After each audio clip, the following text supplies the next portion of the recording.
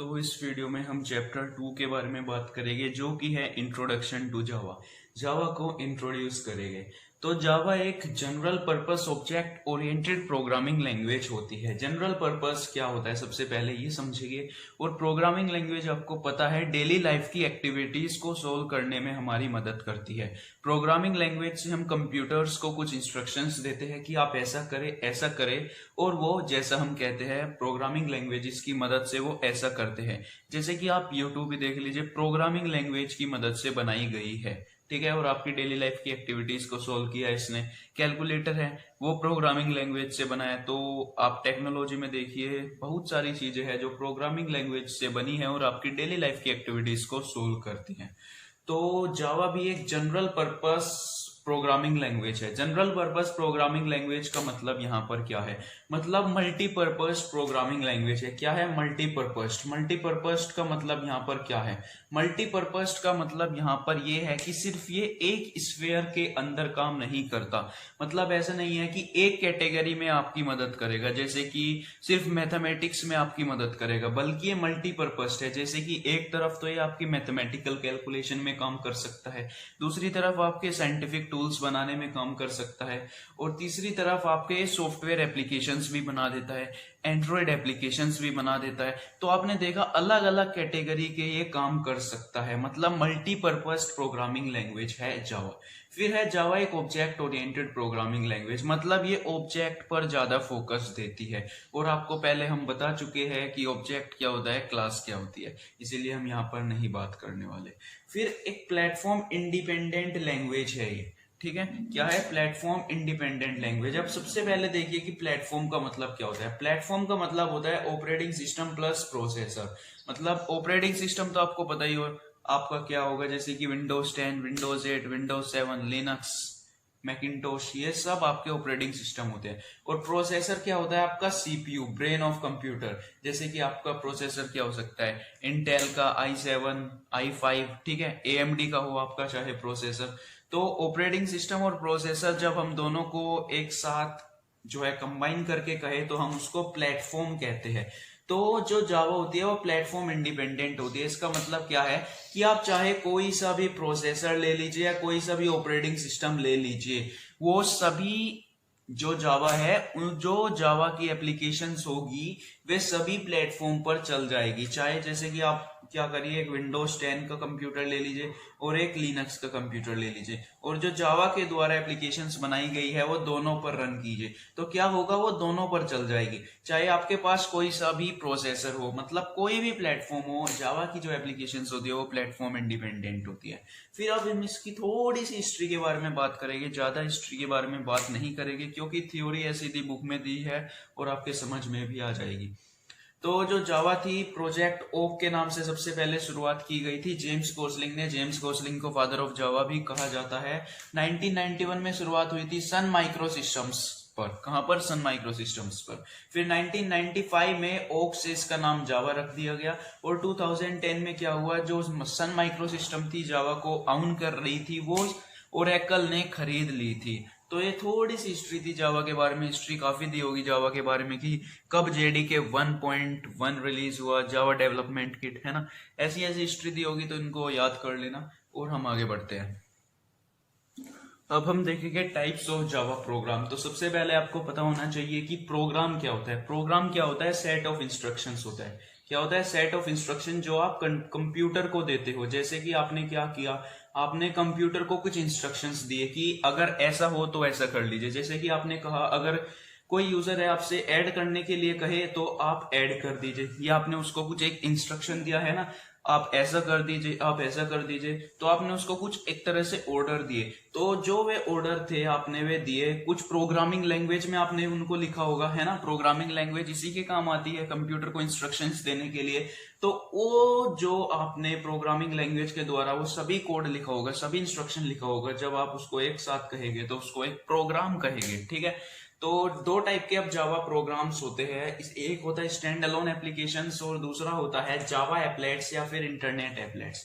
तो stand alone applications क्या होती है? जो इंडिपेंडेंटली रन कर सकती है आपके कंप्यूटर पर। इंडिपेंडेंटली मतलब बिना किसी एक्स्ट्रा रिसोर्सेज के। अब एक्स्ट्रा रिसोर्सेज का मेरा मतलब यहाँ पर क्या है, ये हम समझेंगे जावा एप्लेट्स के कंपैरिजन में। तो सबसे पहले हम जावा एप्लेट्स पर आएंगे, इंटरनेट एप्लेट्स पर। तो जावा एप्लेट्स जो होते हैं वे जावा प्रोग्राम होते हैं जो कि आपके वेब ब्राउजर पर रन करेंगे। ठीक है, आपके कंप्यूटर के अंदर वेब ब्राउजर होगा और जो उस वेब ब्राउजर के अंदर आपके जावा के प्रोग्राम्स रन करने वाले हैं वे जावा एप्लेट्स कहलाएगी। ठीक है, तो जावा एप्लेट्स को रन करने के लिए आपको क्या चाहिएगा, एक इंटरनेट कनेक्शन चाहिएगा, क्योंकि वे एक वेब ब्राउजर में रन करने वाले हैं। ठीक है, अब जो जावा के एप्लेट्स है, अगर आपको एक कंप्यूटर से दूसरे कंप्यूटर पर ट्रांसपोर्ट करने हैं, अगर एक कंप्यूटर से दूसरे कंप्यूटर पर ट्रांसपोर्ट करने हैं तो फिर से इंटरनेट चाहिएगा। और किसके थ्रू ट्रांसपोर्ट करोगे, जावा इनेबल्ड ब्राउजर के थ्रू, मतलब वे ब्राउजर जो जावा को सपोर्ट करे उनके थ्रू आप एक कंप्यूटर से दूसरे कंप्यूटर पर अपने ब्राउजर से उनको ट्रांसपोर्ट कर सकते हैं। अब जो जावा के एप्लेट्स है वे आपके लिए क्या क्या कर सकते हैं, जावा के एप्लेट्स आपके लिए बहुत सारी मदद कर सकते हैं, जैसे कि ग्राफिक्स प्रिंट कर सकते हैं, वीडियो चला सकते हैं आपके वेब ब्राउजर के अंदर, ऑडियो चला सकते हैं, गेम्स चला सकते हैं। तो ये सारे मदद आपके एप्लेट्स कर सकते हैं, मतलब ग्राफिकल यूजर इंटरफेस में काफी मदद करते हैं आपकी, मतलब ग्राफिक्स डिस्प्ले करने में आपकी इंटरनेट एप्लेट्स काफी मदद करते हैं। जैसे कि आप देखते हो अपने वेब ब्राउजर के अंदर वहां पर फॉर्म्स होते हैं, है ना, और यहाँ पर एनिमेशंस होते हैं, तो ये सब इंटरनेट एप्लेट्स की मदद से किया जा सकता है। तो अब आपने देखा यहाँ पर जावा एप्लेट्स के लिए आपको इंटरनेट की जरूरत पड़ी, जावा इनेबल्ड ब्राउजर्स की जरूरत पड़ी, तो बहुत सारी चीजों की जरूरत पड़ी। लेकिन स्टैंड अलोन एप्लीकेशंस क्या होती है, इनके लिए ना आपको इंटरनेट की कोई जरूरत है, ना कोई जावा इनेबल्ड ब्राउजर्स की जरूरत है, ना कोई एक एक्स्ट्रा सॉफ्टवेयर की जरूरत है इनको रन करने के लिए।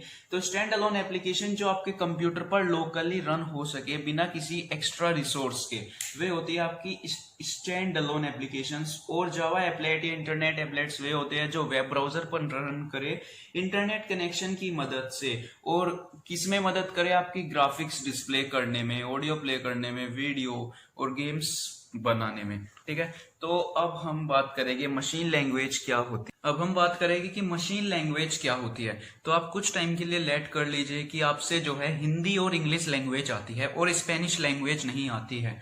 तो आपके अगर आपसे कोई बोले, हिंदी में बोले तो आप उसके सेंटेंस समझ जाएंगे, इंग्लिश में बोले तो समझ जाएंगे, और कोई स्पेनिश में बोले तो आप नहीं समझ पाएंगे।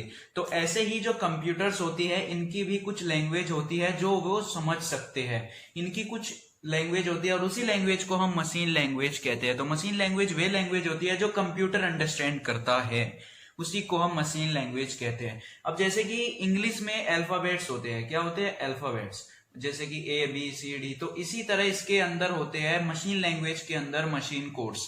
क्या होते हैं, मशीन कोड्स, या फिर आप बिट्स भी कह सकते हैं एक तरीके से। अब मशीन कोड या बिट्स क्या होते हैं, 0,1, जैसे कि हमने वैल्यूज और डेटा टाइप्स चैप्टर में, अगले चैप्टर में पढ़ेंगे इसके बारे में, बाइनरी नंबर्स के बारे में, तो वहां पर आपको अच्छे से समझ आएगा।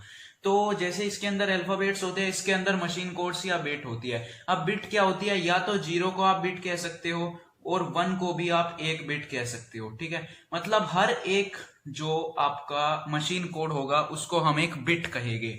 0 एक बिट हो गई आपकी, ठीक है, 1 एक बिट हो गई आपकी। तो जैसे कि मैं आपसे कहूं 0 1 1 0, मैंने ये लिखा, तो इसके अंदर कितनी बिट हुई, 1 2 3 4 बिट हो चुकी है टोटल। तो इसी को हम मशीन लैंग्वेज कहते हैं। जो लैंग्वेज कंप्यूटर अंडरस्टैंड करता है उसी को हम मशीन लैंग्वेज कहते हैं। तो अब मशीन लैंग्वेज का हम पहले यूज करते थे कंप्यूटर को इंस्ट्रक्शंस देने के लिए, जैसे कि मैंने लिख दिया यहाँ पर 0 1 1 0। अभी आपको नहीं पता होगा इसका मतलब क्या है, लेकिन मैंने सपोज करिए इसका मतलब ऐड है, मैं सिर्फ सपोज कर रहा हूं, इसका मतलब ऐड नहीं होगा, लेकिन मैं सपोज कर लेता हूं। तो मैंने कंप्यूटर के कहा कि आप ऐड करिए, मैंने इस भाषा में उसको लिख के दिया और कंप्यूटर समझ जाएगा। ठीक है, तो मशीन लैंग्वेज वही लैंग्वेज जो कंप्यूटर समझता है। तो पहले प्रोग्रामिंग कैसे होती थी, मशीन लैंग्वेज में होती थी। प्रोग्रामर्स ऐसे लिखते थे, ऐसे ऐसे ऐसे लिखते चले जाते थे मशीन लैंग्वेज में। तो अब आपको भी दिख रहा होगा कितना कॉम्प्लिकेटेड होता होगा उनके लिए। अगर कहीं गलती से भी 0 1 1 0 की जगह 0 1 1 1 लिखा गया हो तो कितने एरर्स आते होंगे उनके कंप्यूटर प्रोग्राम में। तो इसी को दूर करने के लिए हमारे पास दूसरी लैंग्वेज आती है और उसको हम कहते हैं असेंबली लैंग्वेज। क्या कहते हैं, असेंबली लैंग्वेज। तो अब असेंबली लैंग्वेज क्या होती है हम ये देखेंगे। असेंबली लैंग्वेज में हम निमोनिक्स का यूज करते हैं। किसका, निमोनिक्स का। अब निमोनिक्स क्या होते हैं, जैसे कि आप चैट करते हैं व्हाट्सएप पर, टेलीग्राम पर, फेसबुक पर, इंस्टा पर, यहाँ पर आप चैट करते हो तो आप भी निमोनिक्स का यूज करते हो। जैसे कि कुछ वर्ड्स होते हैं काफी बड़े होते हैं और उनकी आप शॉर्ट फॉर्म बनाकर रखते हैं और वो शॉर्ट फॉर्म लिख देते हैं, तो वे आपके लिए एक निमोनिक्स है और दूसरा पर्सन उसको समझ जाता है। तो इसी तरह कंप्यूटर जो प्रोग्रामर्स थे उन्होंने भी निमोनिक्स का यूज करना शुरू किया। जैसे कि सपोज करिए 0110, इसका मतलब उन्होंने इसका निमोनिक्स दे दिया एडीडी, मतलब जहां पर आपको ये लिखना था उसकी जगह आप कंप्यूटर प्रोग्राम एड लिखेंगे। और सपोज करिए 011100, इसका मतलब उन्होंने सपोज करिए सबट्रैक्ट लिख दिया, ठीक है। तो इसका मतलब अब वो इस कोड की जगह SUB सब लिखेंगे। तो अब दिख रहा होगा आपको, थोड़ा आसान हो चुका होगा प्रोग्रामर्स के लिए। इतना लेंथी ये कॉम्प्लिकेटेड प्रोग्राम ना लिखने के बजाय इनको ये सब निमोनिक्स लिखने पड़ते थे। लेकिन अब आपसे मैं एक सवाल पूछूंगा कि अगर आपसे कोई स्पेनिश में आकर कुछ कहने लगे, वही सेम लाइन हिंदी की स्पेनिश में आकर कुछ कहने लगे, तो क्या आप समझ पाएंगे? जी नहीं, आप उसको नहीं समझ पाएंगे। तो इसी तरह अगर हम उसको निमोनिक्स में लिखकर कुछ कंप्यूटर प्रोग्राम को दे तो क्या वो समझ पाएगा? बिल्कुल नहीं समझ पाएगा। उसके समझ में नहीं आएगा कि आपने एडीडी लिखा, क्या लिखा है। तो अब जैसे कि आप डेली लाइफ में फिर से वापस आइए, तो आपको उसने कुछ स्पेनिश में कहा, आप नहीं समझ पाए। लेकिन अगर आपके पास कोई ट्रांसलेटर है, वो स्पेनिश से हिंदी में बदलकर आपको बताता है, तो फिर आप उसको समझ सकते हैं। तो इसी तरह एक हमारे पास भी हमको एक ट्रांसलेटर की जरूरत पड़ी उस टाइम पर, और एक ट्रांसलेटर हमने बना डाला। उस ट्रांसलेटर का नाम था असेंबलर। क्या था? असेंबलर। असेंबलर क्या करता था, जो आपकी असेंबली लैंग्वेज थी उसको मशीन लैंग्वेज में कन्वर्ट कर देता था। क्या करता था? असेंबली लैंग्वेज को मशीन लैंग्वेज में बदल देता था, और वो मशीन लैंग्वेज कंप्यूटर प्रोग्राम समझ पाता था। हम लिखते थे असेंबली लैंग्वेज में, फिर असेंबलर उसको मशीन लैंग्वेज में कन्वर्ट करता था, और मशीन लैंग्वेज हमारा कंप्यूटर प्रोग्राम समझ सकता था। तो कुछ ऐसा कंसेप्ट हमने इस्तेमाल किया।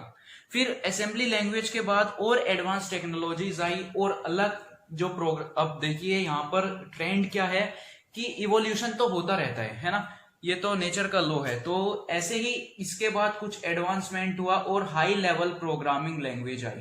High level programming language. अब हाई लेवल प्रोग्रामिंग लैंग्वेज का फायदा क्या था कि ये इंग्लिश लैंग्वेज की तरह थी। किसकी तरह? इंग्लिश लैंग्वेज की तरह। मतलब जैसे कि आपने वहां पर देखा, मशीन लैंग्वेज में देखा, बहुत कॉम्प्लिकेटेड थी, हमारे तो कुछ समझ में भी नहीं आ रहा था। लेकिन जो हाई लेवल प्रोग्रामिंग थी, इसमें आप इंग्लिश वर्ड्स का यूज करने वाले हो, तो वो थी हाई लेवल प्रोग्रामिंग लैंग्वेज। अब जैसे कि आपने हाई लेवल प्रोग्रामिंग लैंग्वेज ली और उससे क्या किया, आपने सोर्स कोड लिखा। अब सोर्स कोड क्या होता है, हम सबसे पहले ये देखेंगे सोर्स कोड क्या होता है। अब आपने कंप्यूटर को कुछ इंस्ट्रक्शंस देने हैं हाई लेवल प्रोग्रामिंग लैंग्वेज में, तो हाई लेवल प्रोग्रामिंग लैंग्वेज का आपने इस्तेमाल किया और कुछ आपने इंस्ट्रक्शंस लिखे। क्या लिखे? इंस्ट्रक्शंस लिखे। तो उन सभी इंस्ट्रक्शंस के सेट को जो बना है उसको हम सोर्स कोड कहेंगे। तो अ set of instruction given in high level programming language, जो इंस्ट्रक्शन आपने कंप्यूटर प्रोग्राम को हाई लेवल प्रोग्रामिंग लैंग्वेज की मदद से दिए हैं उसको हम सोर्स कोड कहते हैं। तो अब बहुत सारे एग्जांपल है हाई लेवल प्रोग्रामिंग लैंग्वेज के, जैसे कि जावा एक हाई लेवल प्रोग्रामिंग लैंग्वेज है, पाइथन, सी तो है, और रूबी, ऐसे ही बहुत सारी हाई लेवल प्रोग्रामिंग लैंग्वेज है जो इंग्लिश वर्ड्स का यूज करती है और प्रोग्रामिंग को आपकी काफी आसान बना देती है। अब फिर से वही दिक्कत कि आपने हाई लेवल प्रोग्रामिंग लैंग्वेज में लिखा, मतलब इंग्लिश लैंग्वेज से रिलेटेड थी ये लैंग्वेज काफी, है ना, उसमें आपने कुछ कोड लिखा, यहाँ पर ये इंस्ट्रक्शंस दिए, ठीक है। तो क्या इसको कंप्यूटर समझ पाएगा? बिल्कुल नहीं समझ पाएगा। क्यों? क्योंकि कंप्यूटर क्या समझता है? सिर्फ और सिर्फ मशीन लैंग्वेज। तो अब फिर से आपको जो हाई लेवल प्रोग्रामिंग लैंग्वेज है उसको आपको मशीन लैंग्वेज में बदलना होगा, और उसके बदलने के लिए हमारे पास इस बार दो ट्रांसलेटर है। सबसे पहला है कंपाइलर और दूसरा है इंटरप्रेटर। ये दो हमारे पास है। अब कोई से का भी इस्तेमाल कर सकते हैं, अलग अलग प्रोग्रामिंग लैंग्वेज में अलग अलग होता है।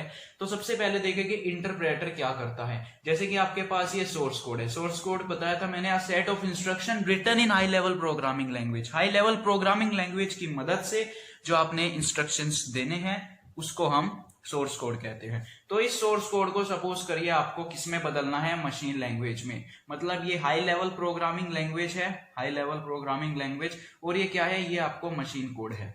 तो आपको इससे इसमें बदलना है, और इंटरप्रेटर इसको करने वाला है। तो इंटरप्रेटर इसको कैसे करेगा अब ये देखेंगे। इंटरप्रेटर क्या करता है? लाइन बाय लाइन ट्रांसलेट करेगा, मतलब पहली लाइन पढ़ेगा, फिर इसको ट्रांसलेट कर देगा मशीन कोड में, फिर दूसरी लाइन पढ़ेगा, फिर इसको ट्रांसलेट कर देगा मशीन कोड में, फिर तीसरी लाइन पढ़ेगा, फिर इसको ट्रांसलेट कर देगा। तो ऐसे ही लाइन बाय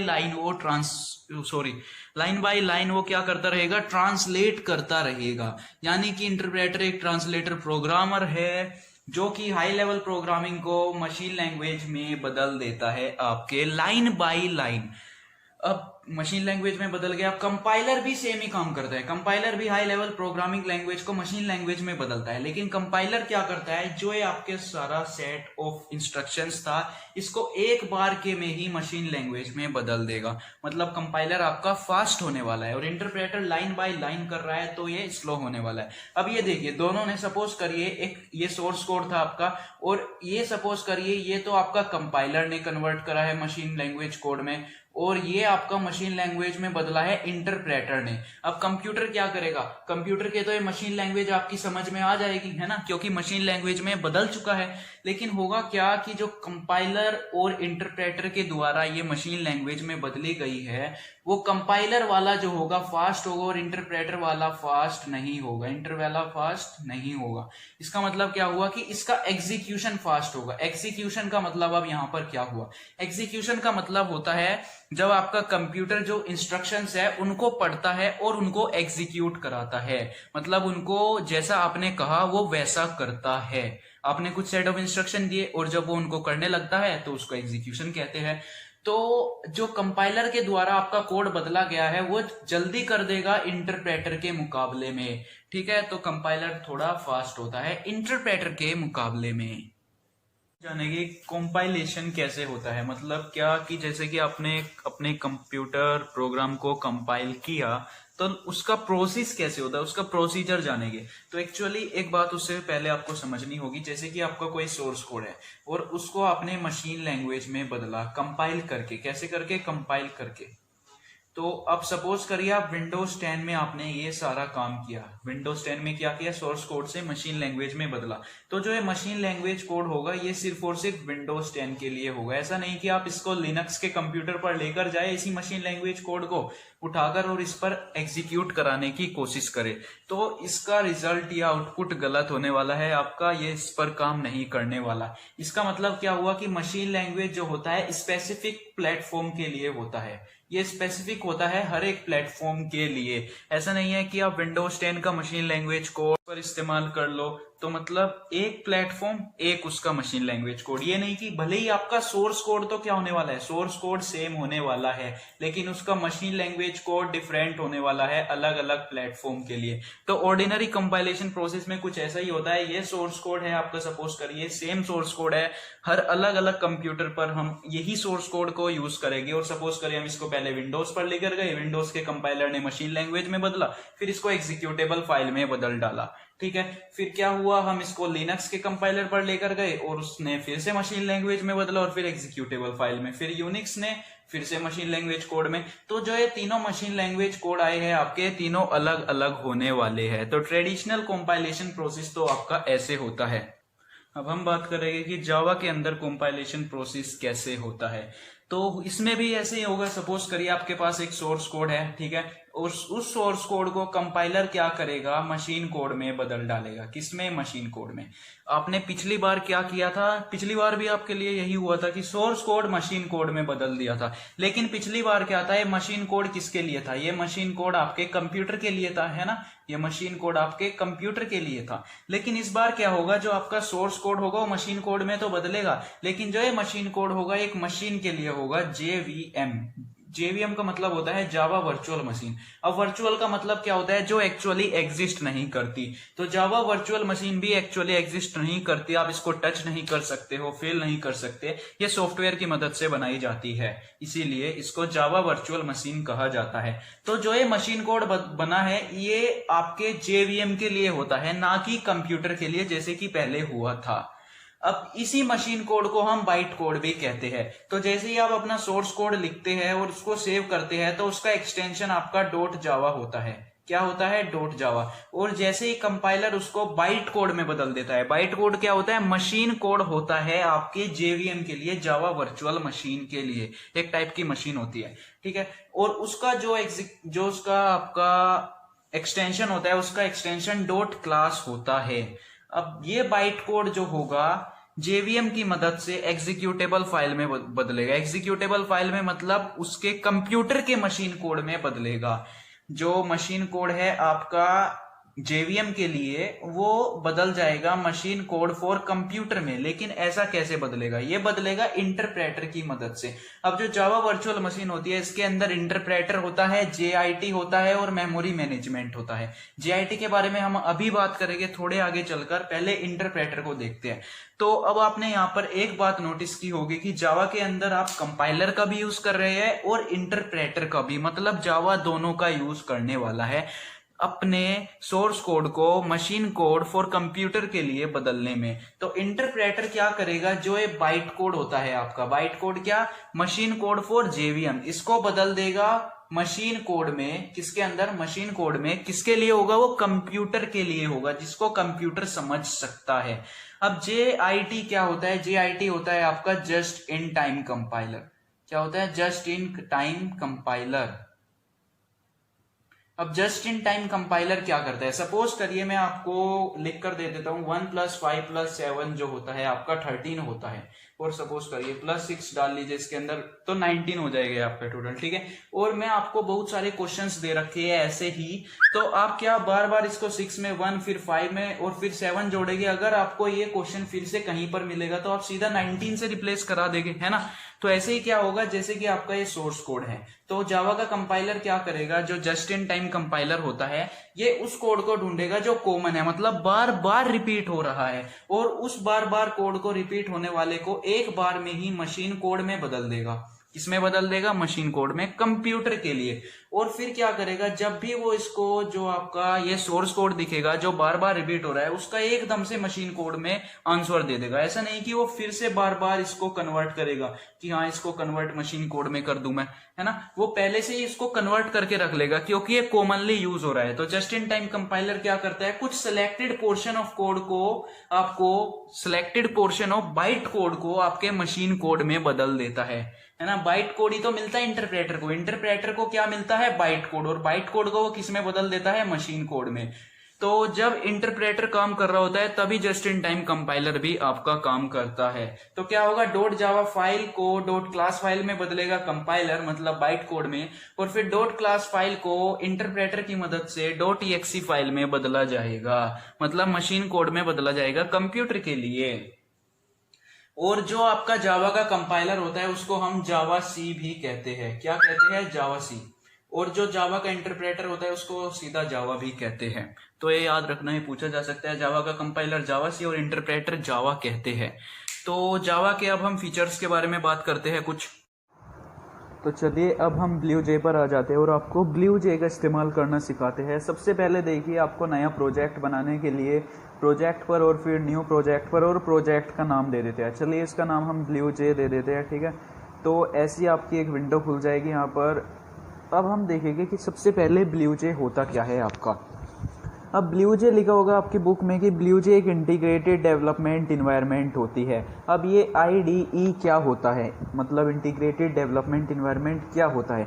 ये एक सॉफ्टवेयर एप्लीकेशन होता है जो कंप्यूटर प्रोग्रामर्स को एक विंडो प्रोवाइड करती है, मतलब कुछ फैसिलिटीज प्रोवाइड करती है जहां पर वो अपना सोर्स कोड लिख सके, कंपाइल कर सके, इंटरप्रेट कर सके अपने प्रोग्राम को। अब ब्लू जे भी एक सॉफ्टवेयर एप्लीकेशन है ना, जो आपको एक विंडो प्रोवाइड करेगी जहां पर आप सोर्स कोड लिख सके। अब आप सोचेंगे, आपके मन में पहले भी ये सवाल उठा हो सकता है कि आप अपना सोर्स कोड लिखेंगे कहाँ पर, है ना। जब हम कह रहे थे कि हम अपना सोर्स कोड लिखेंगे तो मतलब हम कंप्यूटर को कुछ इंस्ट्रक्शन देंगे, तो हम वो इंस्ट्रक्शन देंगे कैसे? तो इसी का काम हम ब्लू जे का लेने वाले हैं, मतलब हमारी मदद ब्लू जे इसमें करने वाला है। ब्लू जे हमको एक विंडो देगा जहां पर हम अपना सोर्स कोड लिख सकेंगे, फिर हमको एक कंपाइलर ला के देगा कि लीजिए हमारा ये कंपाइलर है, इससे आप कंपाइल कर लीजिए अपने सोर्स कोड को, मतलब क्या, अपने सोर्स कोड को बाइट कोड में बदल लीजिए। फिर इंटरप्रेटर भी देगा। इंटरप्रेटर किसके अंदर होता है? जेवीएम के अंदर। जेवीएम के अंदर जेआईटी भी होता है, तो दोनों ये हमको देगा, मतलब पूरा JVM ला के देगा और ये कहेगा कि आप अपने कोड को इंटरप्रेट कर लीजिए। फिर क्या होगा, ये एक डिबगर देगा। डिबगर क्या होता है, आपके सोर्स कोड में जो एरर्स आने वाली है उनको फाइंड करने वाला है। जैसे कि आपने कुछ इंस्ट्रक्शन दिए और वे इंस्ट्रक्शन में आपने कुछ गलती कर दी, टाइपिंग करते समय आपने कुछ गलती कर दी, या फिर आपके कम नॉलेज है आपने कुछ गलत लिख दिया, तो डिबगर आपकी मदद करेगा उन एरर्स को फाइंड करने में कि भाई यहाँ पर एरर है, यहाँ पर एरर है। तो डिबगर किस काम आता है, एरर्स फाइंड करने में आपके सोर्स कोड में। तो क्या दिया इसने आपको, JVM दिया, कंपाइलर दिया, एक विंडो दी जहाँ पर आप अपना सोर्स कोड लिखेंगे, और डिबगर दिया।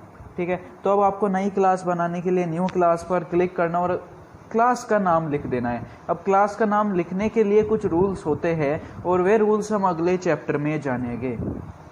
तो क्लास का नाम मैं यहाँ पर प्रैक्टिस लिख देता हूँ। ठीक है, प्रैक्टिस। अब इसको यहाँ पर ये देखिए कितने स्ट्राइक्स आ रहे हैं, इसमें बहुत सारी लाइन सी आ चुकी है। इसका मतलब है जो आपका सोर्स कोड है वो अभी तक कंपाइल नहीं हुआ है। कंपाइल होना मतलब सोर्स कोड को बाइट कोड में बदलना। तो हम इसको खोलते हैं इस विंडो को, और इस विंडो के अंदर हम अपना सोर्स कोड लिखने वाले हैं। ठीक है, ये पहले से कुछ सोर्स कोड लिखा रहे हैं यहाँ पर, इसको हम इरेज कर लेते हैं। ठीक है, अब क्या करेंगे, कुछ कोड दे रखा होगा आपकी बुक में और उसको मैं यहाँ पर लिख लेता हूँ, उससे बिल्कुल एग्जैक्ट, उससे रिलेटेड थोड़ा।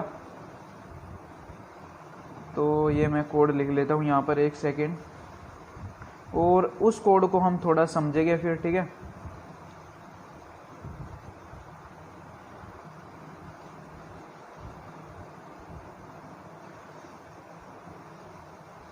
यहाँ पर एक system.out.println का स्टेटमेंट,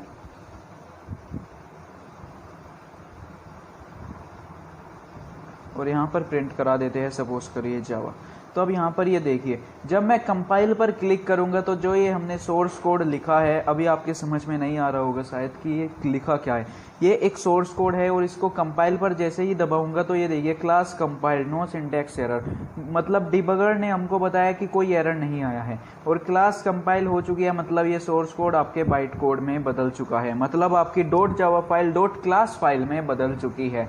और सपोज करिए मैं यहाँ से ये हटा देता हूँ सेमीकोलन और इसको कंपाइल करने की कोशिश करता हूँ, तो ये देखिए एरर फाउंड इन क्लास। अब ये किसने बताया, ये हमको डिबगर ने बताया। डिबगर का यही काम होता है कि आपको एरर्स फाइंड करके बताए।